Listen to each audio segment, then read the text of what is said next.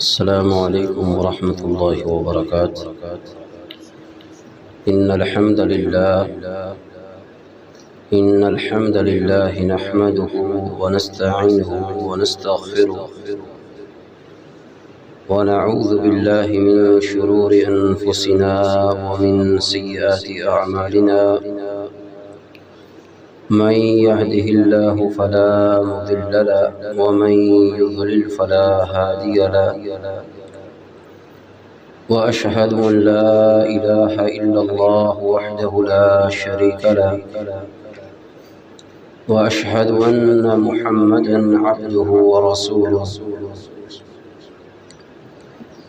يا أيها الذين آمنوا اتقوا الله حق تقاته ولا تموتن إلا وأنتم مسلمون. يا أيها الناس اتقوا ربكم الذي خلقكم من نفس واحدة وخلق منها زوجها وبث منهما رجالا كثيرا ونساء. واتقوا الله الذي تساءلون به والأرحام، إن الله كان عليكم رقيبا. يا أيها الذين آمنوا اتقوا الله وقولوا قولا سديدا يصلح لكم أعمالكم ويغفر لكم ذنوبكم، ومن يطع الله ورسوله فقد فاز فوزا عظيما. أما بعد، فإن خير الحديث كتاب الله، وخير الهدي هدي محمد صلى الله عليه وسلم، وشر الأمور محدثاتها، وكل محدثة بدعة، وكل بدعة ضلالة، وكل ضلالة في النار. اللهم صل على محمد وعلى آل محمد كما صليت على إبراهيم وعلى آل إبراهيم إنك حميد مجيد.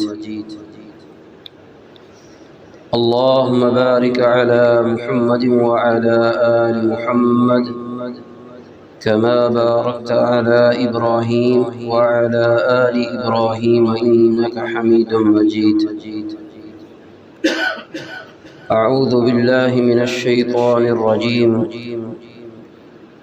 بسم الله الرحمن الرحيم. قل إن كنتم تحبون الله فاتبعوني يحببكم الله ويغفر لكم ذنوبكم، واللہ غفور رحیم.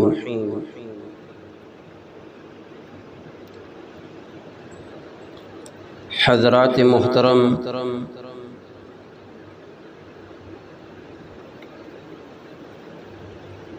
ہمیں سب سے زیادہ محبت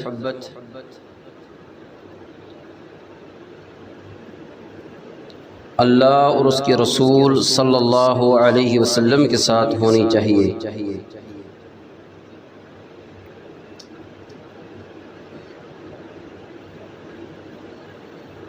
کوئی بھی بندہ جب اس کی محبت اللہ اور اس کے رسول صلی اللہ علیہ وسلم کے ساتھ نہ ہو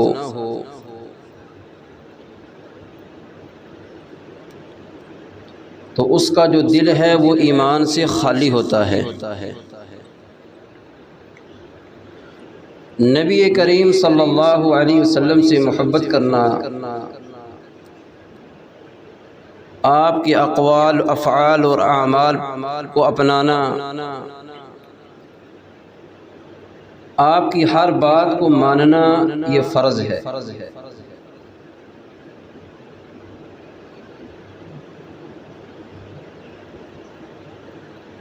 اسی لیے اللہ کے رسول صلی اللہ علیہ وسلم نے ہمیں یہ حکم دیا ہے. صحیح مسلم کتاب الایمان کے اندر نبی کریم صلی اللہ علیہ وسلم کی حدیث ہے.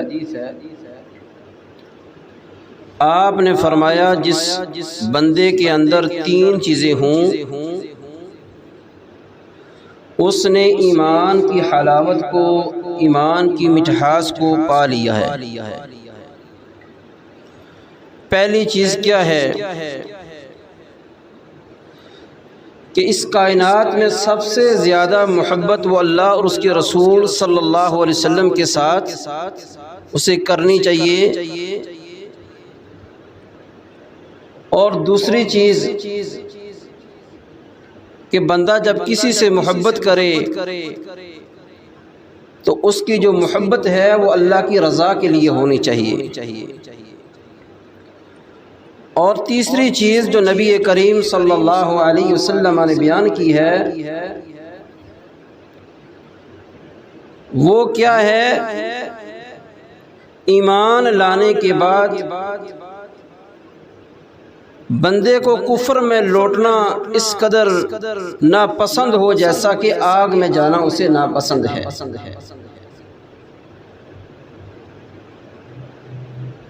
یہ ہمارے ایمان کا حصہ ہے کہ ہم اللہ کے رسول صلی اللہ علیہ وسلم سے محبت کریں۔ اب محبت کیسے کرنی چاہیے؟ اللہ کے رسول صلی اللہ علیہ وسلم کی جو احادیث ہیں، جو آپ کی باتیں ہیں، جو آپ کے سنہری اقوال ہیں، ان کو مان کر ہی ہم اللہ کے رسول صلی اللہ علیہ وسلم سے محبت کر سکتے ہیں۔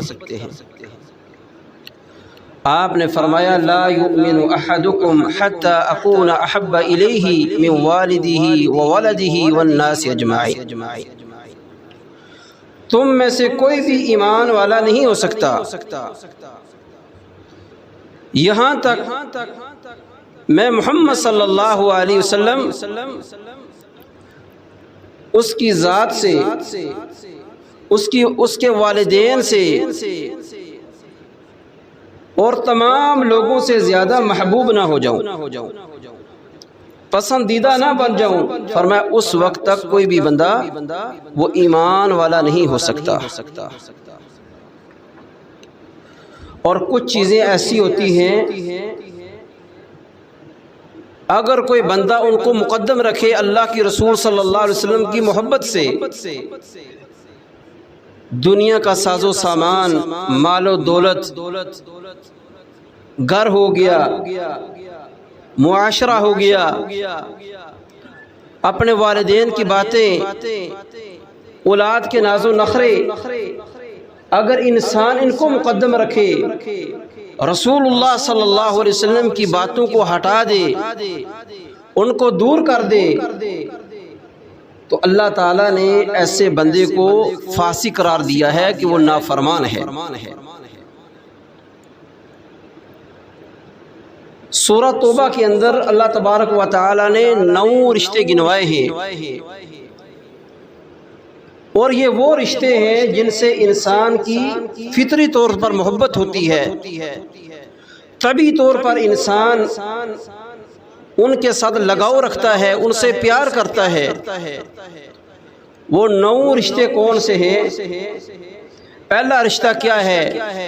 اللہ تبارک و تعالی فرماتے ہیں قل ان کان آباؤکم وابناؤکم واخوانکم وازواجکم وعشیرتکم واموال اقترفتموها وتجارة تخشون كسادها ومساكن ترضونها احب اليكم من الله ورسوله وجهاد في سبيله فتربصوا حتى يأتي الله بأمره والله لا يهدي القوم الفاسقين۔ اللہ فرماتے ہیں اے میرے حبیب صلی اللہ علیہ وسلم، آپ ان کو کہہ دیں ان کان آباؤکم، اگر تمہارے والدین، وابناؤکم اور تمہارے بیٹے، تمہاری اولاد، واخوانکم اور تمہارے بھائی، وازواجکم اور تمہاری بیویاں، وعشیرتکم اور تمہارا کنبہ قبیلہ، واموال اقترفتموها اور وہ مال جو تم نے کمایا ہے، بڑی محنت سے دن رات کر کے وہ مال تم نے کمایا ہے۔ وَتِجَارَةٌ تَخْشَوْنَ كَسَادَهَا، اور وہ تجارت جس کے نقصان سے تم ڈرتے ہو۔ وَمَسَاكِنُ تَرْضَوْنَهَا، اور تمہارے بنگلے، تمہاری کوٹھیاں، تمہارے مکان، یہ اگر سارے کے سارے تمہیں زیادہ محبوب ہیں، تمہیں زیادہ پسندیدہ ہیں، احب الیکم من اللہ ورسولہ، اللہ اور اس کے رسول صلی اللہ علیہ وسلم سے زیادہ تم ان سے پیار کرتے ہو، ان کو مقدم رکھتے ہو، وَجِہَادٍ فِي سَبِيلِهِ، اور اللہ کے راستے میں قتال کرنا، اللہ کے راستے میں جہاد کرنا۔ اللہ فرماتے ہیں فَتَرَبَّصُوا، تو پھر تمہیں انتظار کرنا چاہیے۔ کس چیز کا انتظار؟ حَتَّى يَأْتِيَ اللَّهُ بِأَمْرِهِ، اللہ تعالیٰ کوئی اپنا حکم لے آئے، اللہ تعالیٰ کوئی اپنا عذاب لے آئے۔ واللہ لا یہدی القوم الفاسقین، اللہ تعالیٰ نافرمان جو لوگ ہیں، جو فاسق لوگ ہیں، اللہ تعالیٰ ان کو ہدایت نہیں دیتے۔ یہ نو جو رشتے ہیں، آپ ان کا تعلق دیکھیں۔ معاشرے کے اندر اگر کوئی دین پر عمل کرنا چاہتا ہے، وہ عمل نہیں کر سکتا۔ کیوں؟ قبیلے کی بات آ جاتی ہے، بیوی کی بات آ جاتی ہے، بیٹوں کی بات آ جاتی ہے، والدین کا مسئلہ آ جاتا ہے، وہ عمل نہیں کرے گا، اور پھر وہ ساری زندگی احسان کس کا جتلائے گا؟ کلمے کا احسان جتلائے گا۔ مرتے دم تک وہ یہی کہے گا کہ میں مسلمان ہوں، ساری زندگی وہ کلمے کا احسان ہی جتلاتا رہتا ہے کہ میں نبی صلی اللہ علیہ وسلم سے محبت کرنے والا ہوں، میں عاشق رسول ہوں صلی اللہ علیہ وسلم، مجھ سے زیادہ کوئی اللہ کے رسول صلی اللہ علیہ وسلم سے محبت نہیں کر سکتا۔ اور دوسری طرف صحابہ کی محبت دیکھیں، نبی کریم صلی اللہ علیہ وسلم نے حضرت عمر فاروق رضی اللہ عنہ کا ہاتھ پکڑا ہوا ہے۔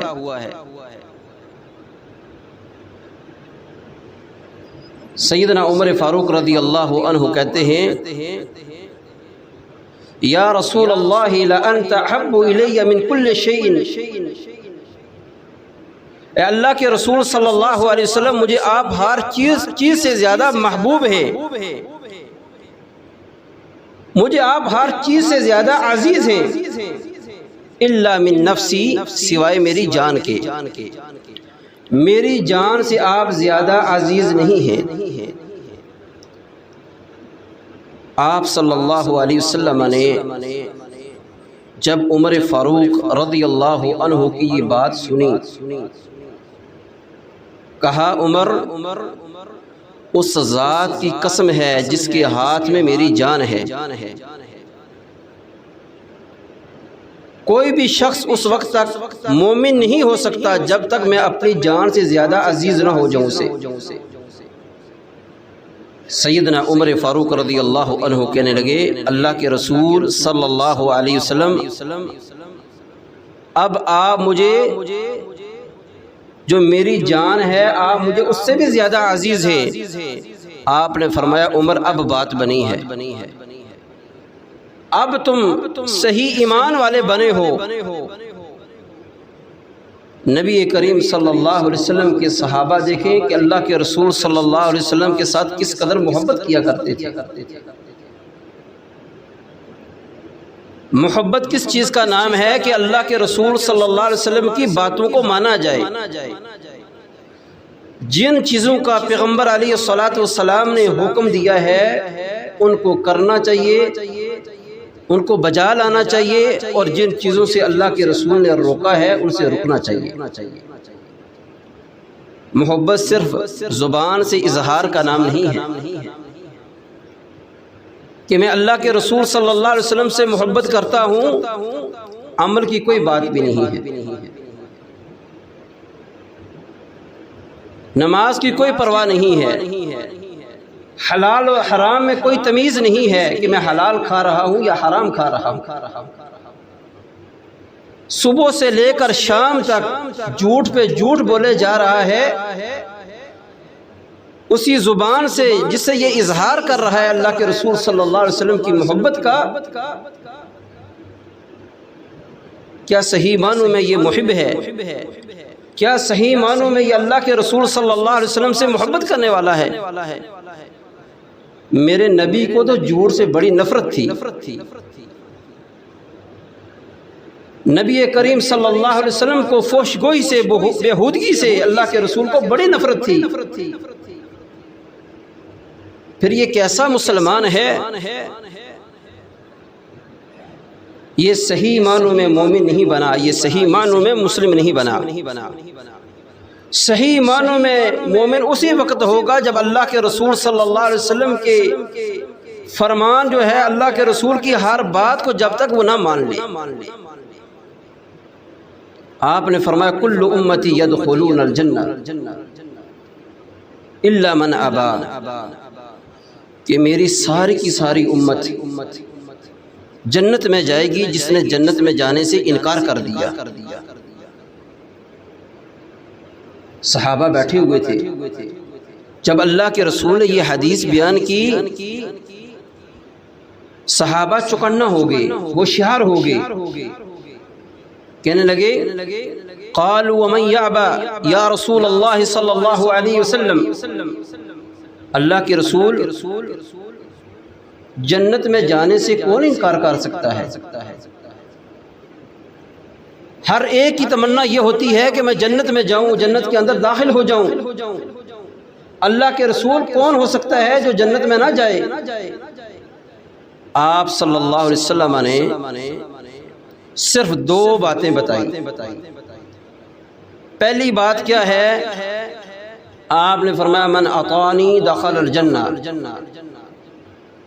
جس نے میری اطاعت کی وہ جنت میں چلا جائے گا، اس کو جنت میں جانے سے کوئی چیز نہیں روک سکتی، وہ ضرور جنت میں جائے گا۔ وَمَنْ عَصَانِي فَقَدْ أَبَى، اور جس نے میری نافرمانی کی، میری بات کو اس نے مانا ہی نہیں، اس نے جنت میں جانے سے انکار کر دیا، وہ جنت میں نہیں جا سکتا۔ آج اگر ہم موازنہ کریں، جس نبی کا ہم کلمہ پڑھتے ہیں، جس کے ہم امتی ہیں، وہ امام کائنات صلی اللہ علیہ وسلم، کیا ہم ان کے ہر حکم کو بجا لاتے ہیں؟ آپ صلی اللہ علیہ وسلم کی اطاعت کرتے ہیں جس طرح کے جو صحابہ نے اطاعت کر کے دکھائی۔ مشکل حالات میں بھی صحابہ کرام رضوان اللہ علیہم اجمعین رسول اللہ صلی اللہ علیہ وسلم کے فرامین کو سینوں سے لگاتے رہے، ایک بھی فرمان کو اللہ کے رسول صلی اللہ علیہ وسلم جو بیان کیا اللہ کے رسول نے، انہوں نے اس کو نہیں چھوڑا، ترک نہیں کیا۔ وہ نفلی عبادت ہو، وہ فرضی عبادت ہو۔ ربیہ بن کعب اسلمی رضی اللہ عنہ نبی کریم صلی اللہ علیہ وسلم کی خدمت کیا کرتے تھے، وضو کا پانی لاتے، ضرورت کی دوسری اشیاء، دوسری چیزیں آپ صلی اللہ علیہ وسلم کے پاس لاتے۔ ایک بار آتے ہیں تو آپ نے فرمایا ربیہ کچھ مانگ لو، جو مانگنا ہے نا وہ آپ مانگ لیں۔ تو انہوں نے سوچا کہ دنیا مانگوں یا میں آخرت جنت طلب کروں؟ ذہن کے اندر یہ تو خیال آیا ہوگا نا، اگر میں دنیا کا سوال کرتا ہوں دنیا مجھے مل جائے گی، اور پھر دنیا کا جو مال ہے وہ فنا ہو جائے گا، دنیا کا جو مال ہے وہ ختم ہو جائے گا، کیوں نہ میں اللہ کے رسول صلی اللہ علیہ وسلم سے وہ چیز مانگوں جو ہمیشہ رہنے والی ہے، جو مجھے آخرت میں کام آئے گی۔ کہنے لگے اللہ کے رسول صلی اللہ علیہ وسلم میرا آپ سے ایک سوال ہے، میں یہ چاہتا ہوں کہ جنت میں آپ کی رفاقت مجھے نصیب ہو، آپ کا میں پڑوسی بنوں، میری یہ خواہش ہے۔ نبی کریم صلی اللہ علیہ وسلم نے یہ نہیں فرمایا، اپنے صحابی کو آپ نے یہ نہیں کہا کہ میرے صحابی تو نے جنت کا سوال کر دیا ہے، اب تجھے نماز پڑھنے کی کوئی ضرورت نہیں ہے، اب تو اللہ کا ولی بن گیا ہے، تجھے نیک اعمال کرنے کی کوئی ضرورت نہیں ہے، کیونکہ تو نے کہہ دیا ہے کہ اللہ کے رسول آپ کا پڑوس چاہیے۔ نبی کریم صلی اللہ علیہ وسلم جو معلم انسانیت ہیں، اپنے صحابی کو کیا کہا؟ فرمایا اگر جنت میں جانا چاہتے ہو نا تو پھر تم نے کیا کرنا ہے؟ کثرت سجود کے ذریعے میری مدد کرنی ہے، زیادہ سے زیادہ نفلی عبادت کرنی ہے۔ آج نفلی عبادت تو دور کی بات ہے، جو فرضی عبادت ہے لوگ وہ بھی نہیں کرتے۔ نفلی تو دور کی بات ہے، جو فرضی عبادت ہے اس کو ہی لوگوں نے ترک کر دیا ہے، اور صرف یہی ہے جو کلمے کا احسان ہے، وہ ساری زندگی جتلاتے رہیں گے کہ ہم نے کلمہ پڑھ لیا ہے، مرتے دم تک وہ کلمے کا احسان نہیں بھولیں گے۔ اور دوسری طرف آئیے، صحابہ کرام رضوان اللہ علیہم اجمعین نبی کریم صلی اللہ علیہ وسلم سے کس قدر محبت کیا کرتے تھے، آپ کی باتوں سے کتنا پیار کیا کرتے تھے۔ ایک بار اللہ کے رسول کہہ دینا، گردن تو کٹ جاتی تھی لیکن اللہ کے رسول کی وہ بات نہیں چھوڑتے تھے۔ صحیح مسلم میں حدیث ہے، ایک صحابی نے سونے کی انگوٹھی پہنی ہوئی ہے، سونے کی انگوٹھی اس کے ہاتھ میں ہے، نبی کریم صلی اللہ علیہ وسلم نے اس کو اتار کر پھینک دیا۔ آپ چلے گئے، وہاں جو لوگ تھے کہنے لگے آپ اٹھا لیں، اللہ کے رسول نے اس انگوٹھی کو پھینک دیا ہے، آپ اٹھا لیں، کوئی فائدہ حاصل کر لینا۔ اس صحابی کے الفاظ کیا تھے وہ سننے کے قابل ہیں، وہ کہنے لگے جس چیز کو میرے رسول پھینک دیں میں اٹھا نہیں سکتا۔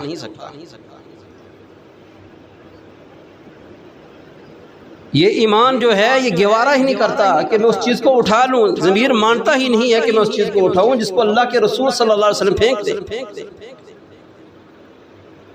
یہ تھی محبت صحابہ کی رسول اللہ صلی اللہ علیہ وسلم کے ساتھ۔ اور جب آپ کی مجلس میں ہوتے، بات اونچی ہو جاتی تو پھر کیا کہتے کہ اللہ رب العالمین نے ہمارے اعمال برباد کر دیے ہیں، اللہ نے ہمیں اہل دوزخ میں ڈال دیا ہے، جہنم کے جو لوگ ہیں جہنم میں جانے والے، اللہ نے ہمیں ان کے اندر ڈال دیا۔ جب اللہ تعالیٰ نے قرآن مجید کی یہ آیات اتاری، یا ایھا الذین آمنوا لا ترفعوا اصواتکم فوق صوت النبی، اے ایمان والو اپنی آوازوں کو بلند نہیں کرنا، نبی صلی اللہ علیہ وسلم کی آواز کے اوپر اپنی آوازوں کو بلند نہیں کرنا۔ ان میں سے ایک صحابی جن کا نام ہے ثابت بن قیس رضی اللہ عنہ، وہ اپنے گھر کے اندر ہی بس اپنے گھر کے اندر انہوں نے اپنے آپ کو جما لیا، گھر سے باہر نہ نکلتے، گھر کے اندر انہوں نے اپنے آپ کو بند کر دیا۔ نبی کریم صلی اللہ علیہ وسلم مجلس کے اندر آتے ہیں، دیکھا کہ میرا صحابی وہ مجلس کے اندر نہیں ہے،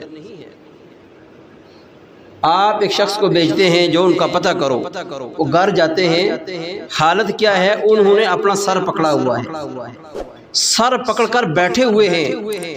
پوچھا کیا بات ہے؟ کہنے لگے رسول اللہ صلی اللہ علیہ وسلم کے مقابلے میں میری باتیں بلند ہو جایا کرتی تھی، میری آواز بلند ہو جایا کرتی تھی، اللہ نے میرے سارے اعمال برباد کر دیے، میں اہل جہنم میں سے ہو گیا ہوں۔ وہ شخص نبی کریم صلی اللہ علیہ وسلم کے پاس آتا ہے، آ کر کہتا ہے ثابت بن قیس یہ باتیں کر رہے ہیں کہ میرے اعمال تو اللہ تعالیٰ نے سارے کے سارے برباد کر دیے ہیں، میں تو جہنم والوں میں سے ہو گیا ہوں، میری آواز تو رسول اللہ صلی اللہ علیہ وسلم کی آواز سے اونچی تھی۔ نبی کریم صلی اللہ علیہ وسلم نے ان کو واپس بھیجا، کہا جاؤ ان کے پاس، ان کو خوشخبری سناؤ کہ تم اہل جہنم والوں میں سے نہیں، تم اہل جنت والوں میں سے، جو جنتی لوگ ہیں تم ان میں سے ہو۔ صحابہ کی اس قدر نبی کریم صلی اللہ علیہ وسلم کے ساتھ محبت تھی، ایک ایک بات کو آپ صلی اللہ علیہ وسلم کے ایک ایک عمل کو، قول کو، فعل کو اپنے اوپر لازم کر لیا کرتے تھے، ان کو چھوڑتے نہیں تھے۔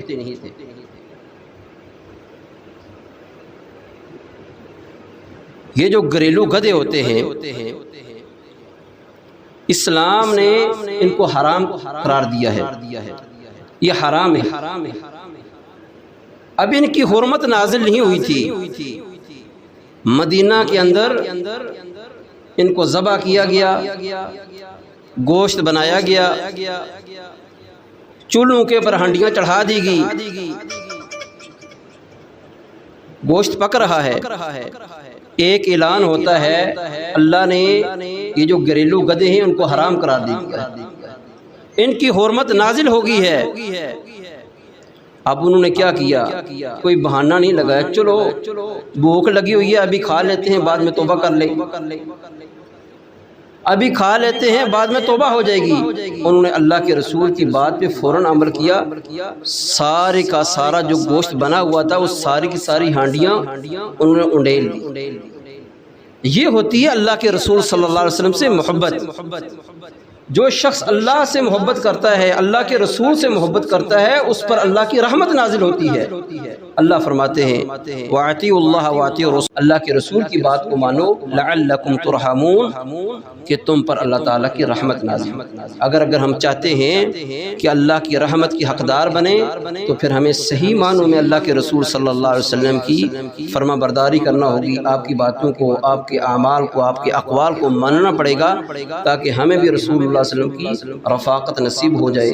وآخر دعوانا الحمدللہ رب العالمین۔